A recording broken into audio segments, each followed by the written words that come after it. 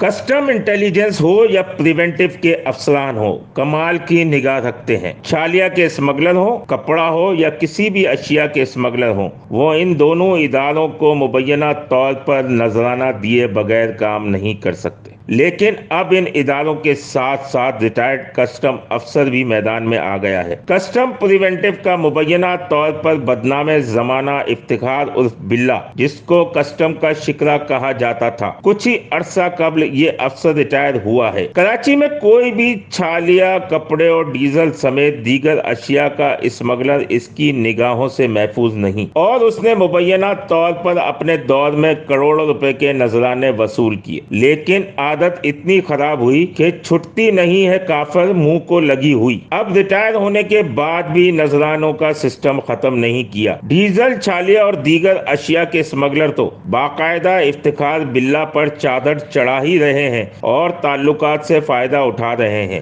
لیکن اب جو قانون کی حد میں کاروبار کر رہا ہے اسے بھی پریشان کرنا شروع کر دیا ہے۔ جو امپورٹرز قانونی طور پر امپورٹ کر رہے ہیں ان سے بھی بھتہ وصولی کے لیے دباؤ ڈالنا شروع کر دیا ہے، اور اب بھی ریٹائرڈ افسران نے سرکاری گاڑیاں اپنے زیر استعمال رکھی ہیں جن کے نمبر GPA 457، GPA 458 اور GPA 411 شامل ہیں۔ ان سرکاری گاڑیوں میں ریٹائرڈ کسٹم افسر افتخار بلّہ اپنے پرائیویٹ لڑکوں کے ساتھ گھومتا ہے، جسے لپو فورس کہتے ہیں، اور قانون کی حد میں کام کرنے والے فیکٹری مالکان اور دیگر سے مبینہ طور پر بھتہ طلب کرتا ہے اور نہ دینے کی صورت میں چھاپے مارنے کی دھمکیاں دیتا ہے۔ کسٹم پریونٹیو اس کی مبینہ طور پر مکمل سرپرستی کر رہی ہے، جس کی وجہ سے وہ تو بھتہ لیتی ہے اور یہ بھی مبینہ دھمکیاں دے کر بھتہ لے رہا ہے۔ اس سلسلے میں کاروباری افراد میں سخت بے چینی پائی جاتی ہے۔ امپورٹرز نے کسٹم کے اعلیٰ حکام سے بھی رابطہ کیا ہے، لیکن ان کی خاموشی سے ایسا محسوس ہوتا ہے کہ کسٹم پریونٹیو کے اعلیٰ حکام بھی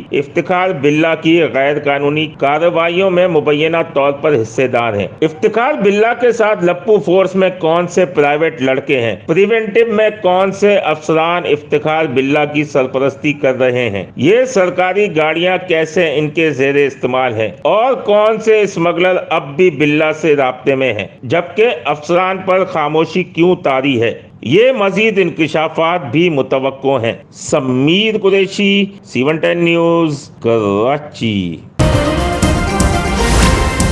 C110 نیوز، خبر کی اصل خبر۔